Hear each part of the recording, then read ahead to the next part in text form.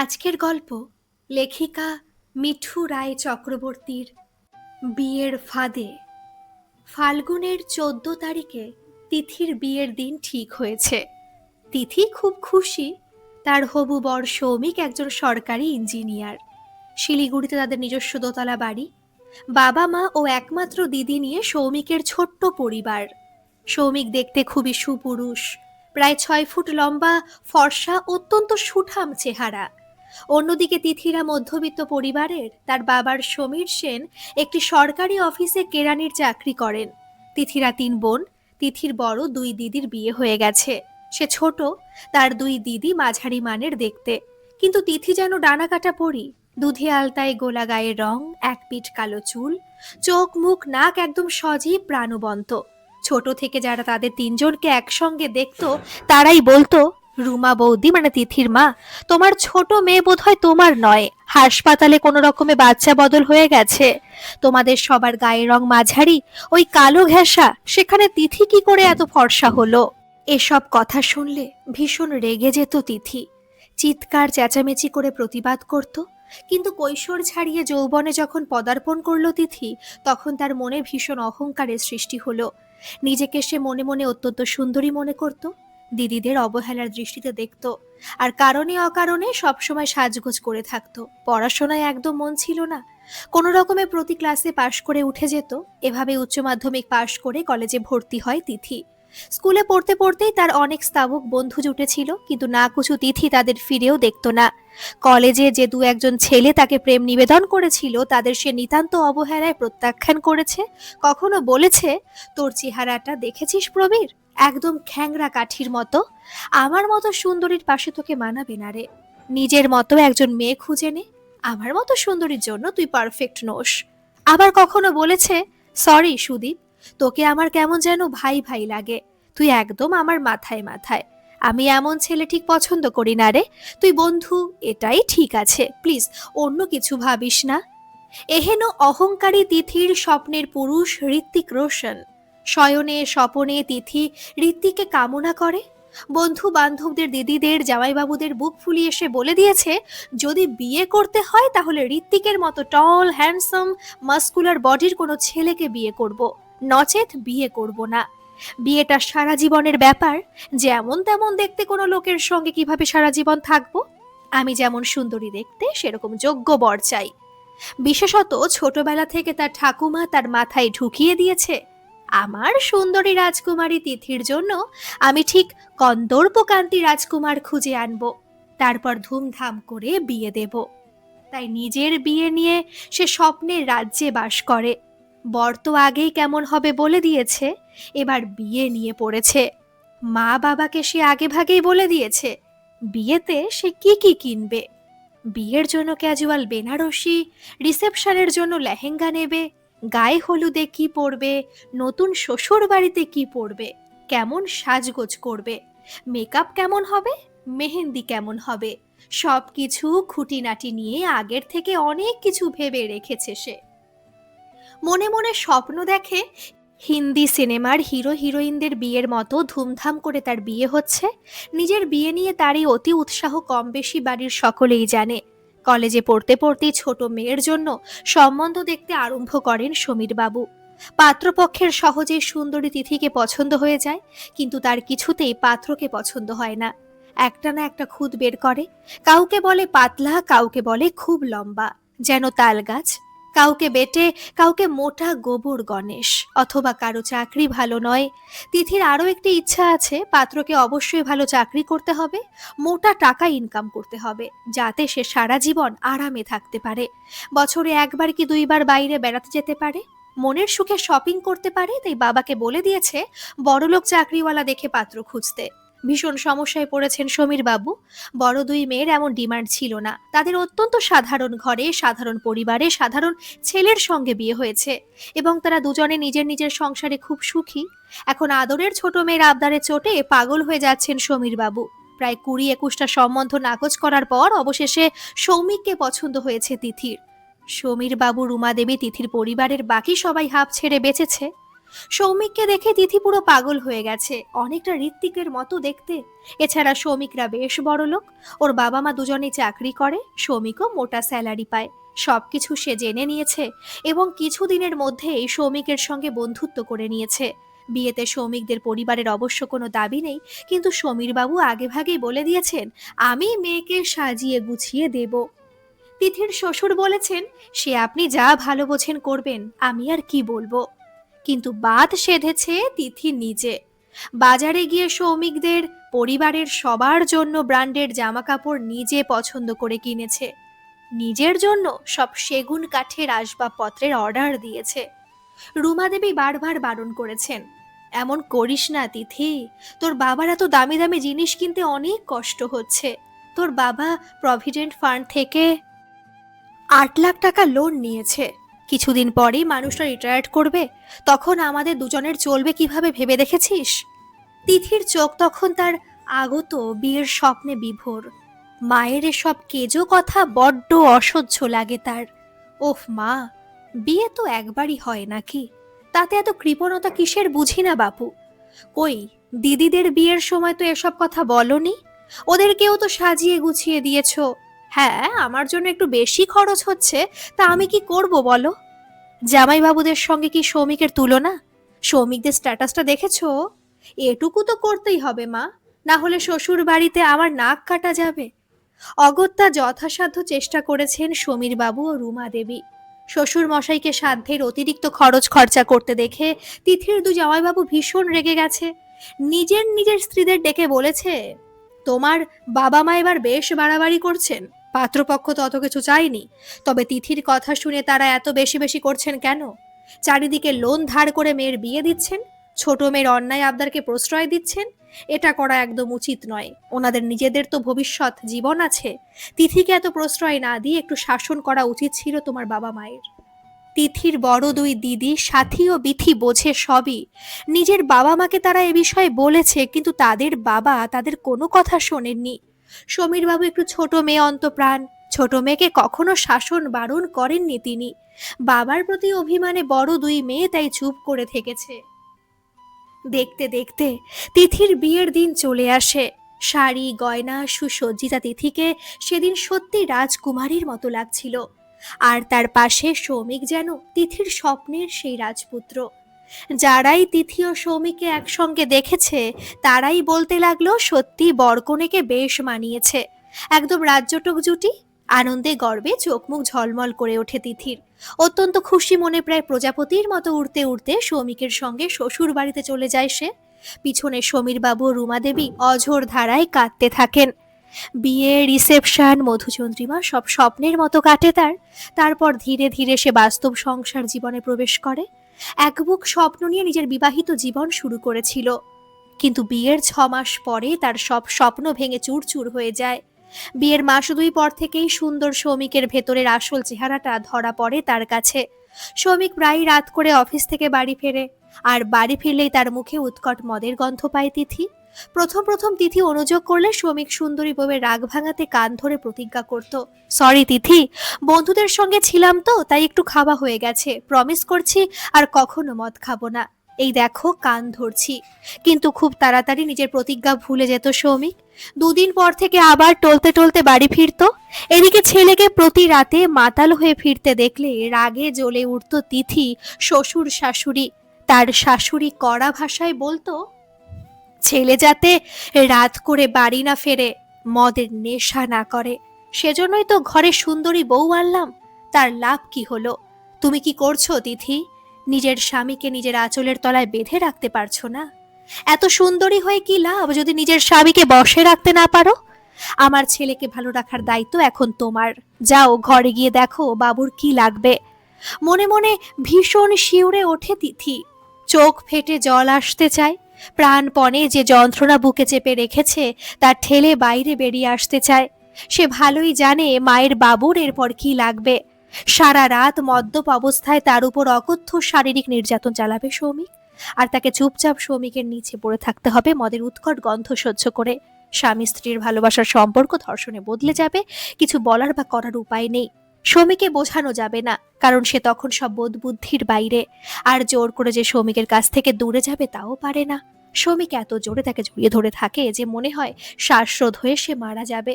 ওদিকে বেডরুম থেকে মদ্যপ সৌমিকের চিৎকার ভেসে আসে, তিথি, তিথি কোথায় তুমি? এখানে আমার কাছে এসো। ভয়ে কাঠ হয়ে সে দাঁড়িয়ে থাকে। কি হলো? সঙের মতো এখানে দাঁড়িয়ে আছো কেন? বাবু ডাকছে, যাও, ওর কাছে যাও। ঘৃণাপূর্ণ দৃষ্টিতে তার দিকে তাকিয়ে বলেন তার শাশুড়ি মা। কান্না চাপতে চাপতে দ্রুত বেডরুমের দিকে ছুটে যায় সে। এতদিনে তিথি পুরো বুঝতে পারে সৌমিক ভালো চাকরি করলে কি হবে, সে একজন পার মাতাল। মদের নেশায় আসক্ত সে। মদ ছাড়া সে একটা দিনও কাটাতে পারে না। শাশুড়ির কথা শুনে অনেক চেষ্টা করেছিল তিথি সৌমিকের মদের নেশাটা ছাড়াবার। অনেক বুঝিয়েছে তাকে, হাতে পায়ে ধরেছে, অনেক কান্নাকাটি করেছে।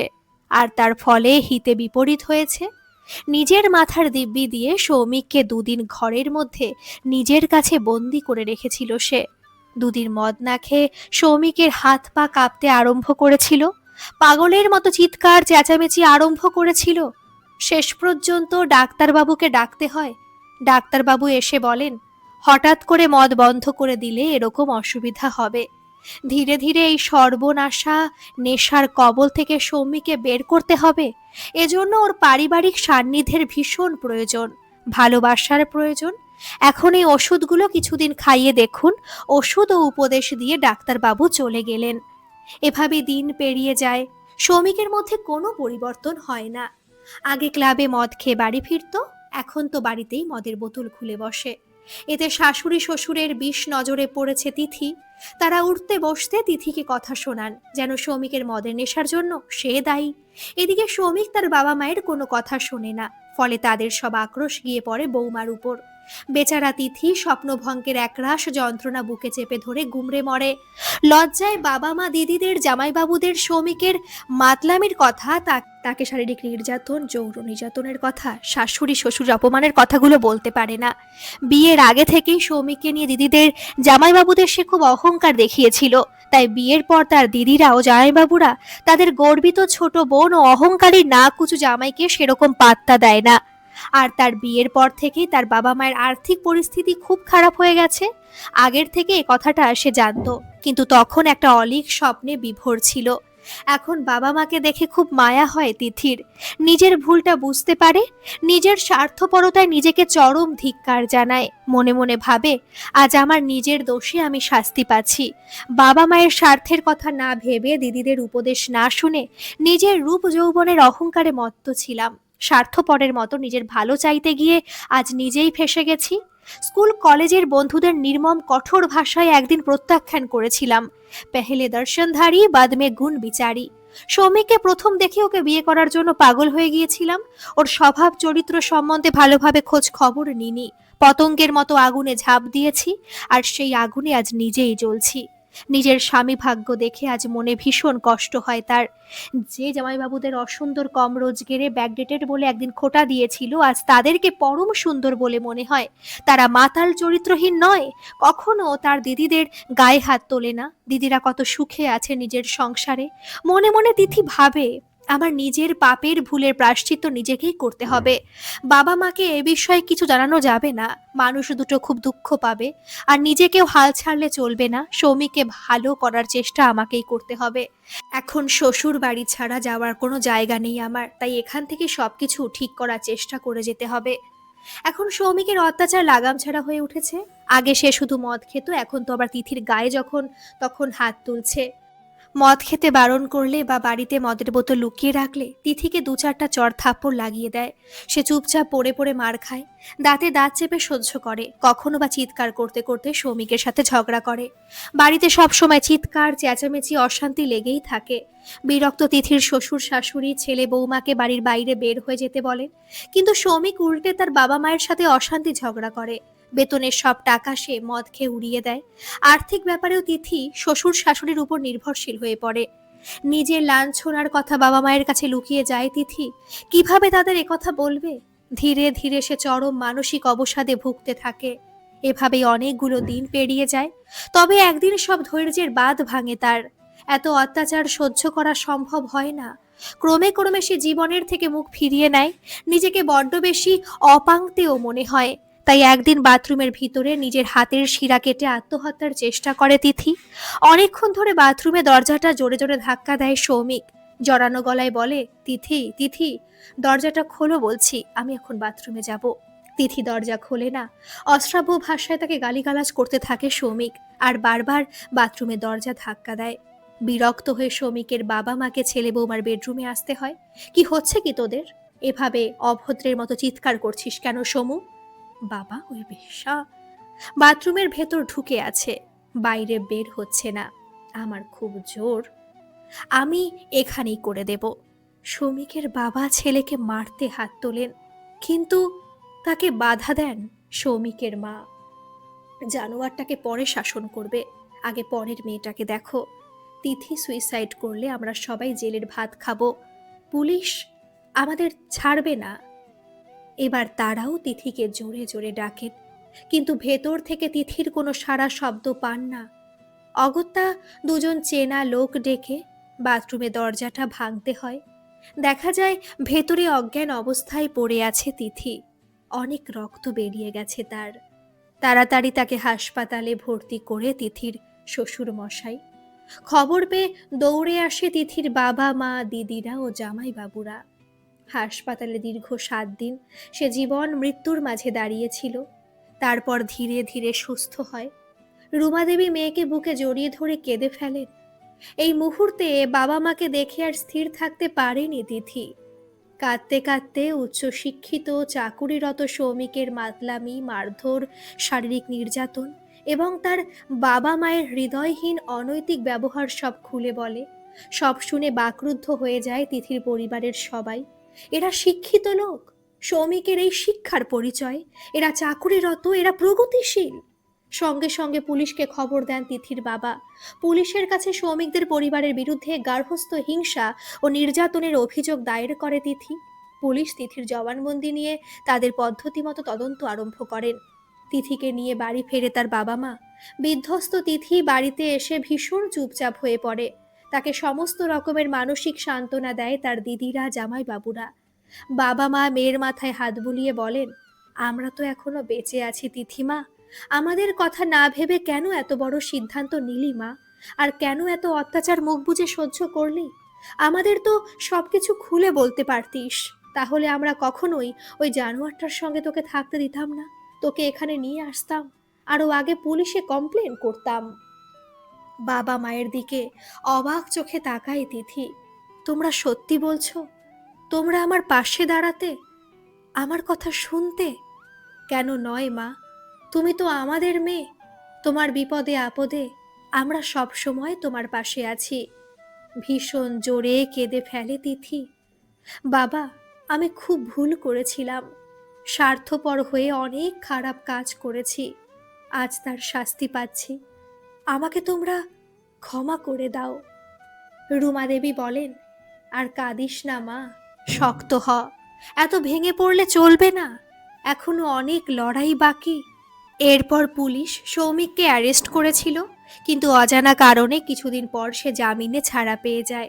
সৌমিকের বিরুদ্ধে ডিভোর্সের মামলা করে তিথি। তার বাবা মা তাদের শেষ সম্বল নিয়ে মেয়ের পাশে দাঁড়ান। ডিভোর্স কেস চলতে থাকে। মাঝে মাঝে আদালতে হাজিরা দিতে যায় তিথি ও তার বাবা, কিন্তু তাড়াতাড়ি কোনো সমাধান মেলে না। তারিখের পর তারিখ নিতে থাকে দুপক্ষের উকিল। কেস দীর্ঘায়িত হয়। পুলিশ, উকিল, আদালত এসব ব্যাপারে অনভিজ্ঞ। তিথির বাবা ও তিথি কি হচ্ছে, কেস মিটতে কেন এত দেরি হচ্ছে কিছুই বুঝতে পারে না। মানসিক অবসাদের একেবারে শেষ প্রান্তে পৌঁছে যায় তিথি। এদিকে সংসারের অবস্থা বেশ খারাপ। তার বিয়েতে প্রায় 10 লাখ টাকা খরচ করেছে তার বাবা। দামি দামি আসবাবপত্র, মূল্যবান গয়না সব শ্রমিকদের বাড়িতে পড়ে আছে। সে কিছুই সঙ্গে করে নিয়ে আসতে পারেনি। এখন কি করবে কিছু ভেবে পায় না তিথি। চারিদিকের ভীষণ অন্ধকার দেখে। এতদিনের শারীরিক ও মানসিক পরিশ্রমে ক্লান্তি চোখে মুখে শরীর ভীষণভাবে প্রভাব ফেলে। একথা দেখতে সুন্দরী তিথি আজ ভীষণ রোগা ও হাড় জিরজিরে হয়ে গেছে। চোখের নিচে গাঢ় কালির প্রলেপ পড়েছে। ব্লাড প্রেশার খুব কম, তাছাড়াও সে প্রবল আত্মগ্লানিতে ভুগছে। সবসময় ঘরের মধ্যেই থাকে, কিছুতেই বাড়ির বাইরে বের হতে চায় না। তার সঙ্গে আছে কিছু অতি উৎসাহী প্রতিবেশী, তাকে নিয়ে জিজ্ঞাসাবাদ, ফিসফাস কথাবার্তা, আলাপ আলোচনা। নিজের আত্মবিশ্বাস একদম তলানিতে চলে এসেছে তিথির। বিয়ে করে সে শেষ হয়ে গেছে। সিনেমার বিয়ের মিলনাত্মক পরিণতি দেখে স্বপ্ন দেখা তিথি বাস্তবে বিয়ে করে নরক দর্শন করে এসেছে। নরকের যমদূত আর বাস্তবের শ্রমিক একই ব্যক্তি। তার জীবনটা ফুটন্ত তেলে ভেজে দিয়েছে। এই অবস্থায় বোনকে সমস্ত রকম মানসিক সান্ত্বনা দেয় তিথির বড় দুই দিদি জামাইবাবুরা। বলে, এভাবে বাড়িতে মন খারাপ করে বসে থাকলে হবে না তিথি, বাইরে বের হতে হবে। সমাজ সংসারের লোকের কথার ভয়ে কতদিন নিজেকে আড়াল করে রাখবে তুমি? তোমার তো কোনো দোষ নেই। আর এখন ডিভোর্স হামেশাই হচ্ছে। ওরকম মাতাল লম্পট লোকের সঙ্গে সারা জীবন কাটানোর চেয়ে একা থাকা অনেক শ্রেয়। আর জীবনে যে ভুল হয়ে গেছে সেখান থেকে শিক্ষা নিয়ে ঘুরে দাঁড়াও, আমরা তোমার পাশে আছি। এরপর বড় জামাইবাবুর প্রচেষ্টায় একটা বড় কাপড়ের দোকানের কাউন্টারে কর্মচারীর কাজ পায় তিথি। দুরু দুরু বক্ষে বাড়ির ভেতর থেকে বাইরের পৃথিবীতে পা রাখে। প্রতিদিন কাজে যেতে আসতে আড়ষ্টতা কাটে তার। প্রথম মাসে সে 5,000 টাকা বেতন পায়। নিজের রোজগারে প্রথম টাকাটা হাতে পেয়ে মনটা খুশিতে ভরে যায়। হারানো আত্মবিশ্বাসটা একটু ফেরে তার। এরপর মনে হয় চেষ্টা করলে সে নিজের খরচ নিজেই চালাতে পারবে, সারা জীবন বাবা মায়ের অধীন থাকতে হবে না। এই ভেবে কাজের প্রতি মন দেয় তিথি। কাপড়ের দোকানে কাজ করতে করতে শহরের একটা নামি বিউটি পার্লারে গিয়ে বিউটিশিয়ান ও ব্রাইডাল মেকআপের উপর কোর্স করতে আরম্ভ করে। মাঝে কেটে গেছে 5-5টা বছর। শ্রমিকের সঙ্গে ডিভোর্সের মামলা আজও চলছে। মাঝে মাঝে তাকে আদালতে হাজিরা দিতে ছুটতে হয়। প্রতিবার উকিলকে জিজ্ঞাসা করে, এত সময় লাগছে কেন উকিল বাবু? উকিল বাবু ভরসা যোগান, হয়ে যাবে ম্যাডাম, একটু ধৈর্য ধরুন। বছর 27-এর তিথি এখন অনেক পাল্টে গেছে। ধৈর্য ও সহ্যের প্রতিমূর্তি সে। এখন সে জানে অনেক ক্ষেত্রে ধৈর্য ধরা ছাড়া উপায় কিছু নেই। তবে তার মধ্যে অনেক সদর্থক পরিবর্তন হয়েছে। হারিয়ে না গিয়ে নিজেকে একটা অন্য উচ্চতায় তুলে নিয়ে গেছে সে। তিথিস বিউটি পার্লার শহরের সেরা বিউটি পার্লারগুলোর মধ্যে নিজের স্থান তাড়াতাড়ি দখল করে নিয়েছে। এখন ব্রাইডাল মেকআপ আর্টিস্ট হিসেবে তার যথেষ্ট নামডাক। তার পার্লারে বেশ কিছু মেয়ে কাজ করে। অর্থনৈতিকভাবে সে স্বাধীন, বাবা মাকেও দেখাশোনা করে। এখন তার চোখে মুখে ব্যক্তিত্বের সঙ্গে আত্মবিশ্বাসের দীপ্তি প্রকাশ পায়। আর এখন আবার স্বপ্ন দেখতে আরম্ভ করেছে তিথি। তবে রাত্রে ঘুমিয়ে নয়, দিনে জেগে জেগে স্বপ্ন দেখে নিজের বিউটি পার্লারটা আরো বড় করবে। পার্শ্ববর্তী শহরে তিথিস বিউটি পার্লারের আরো একটা শাখা খুলবে। সাথে সাথে ব্রাইডাল মেকআপের একটা প্রশিক্ষণ কেন্দ্র খুলবে। এই স্বপ্নকে বাস্তবে রূপ দিতে সে উদয়াস্ত পরিশ্রম করে যাচ্ছে। নিজেকে সব নেগেটিভিটির থেকে বাইরে নিয়ে এসে নতুন লক্ষ্যের দিকে ছুটে চলে তিথি। এখন তার একটাই ধ্যান জ্ঞান, চাই সফলতা, আরো আরো সফলতা। আমরা খুব আশাবাদী তিথি অথবা তিথির মতো শক্ত জেদি পরিশ্রমী মেয়েরা পারবে সকল বাধা জয় করে নিজের স্বপ্নকে সফল করতে। আজকের এই গল্পটি কেমন লাগলো বন্ধুরা, অবশ্যই কিন্তু কমেন্ট করে জানাবেন। আর ভালো লাগলে একটা সাবস্ক্রাইব করে আমার পাশে থাকবেন। ধন্যবাদ। ভালো থাকবেন, সুস্থ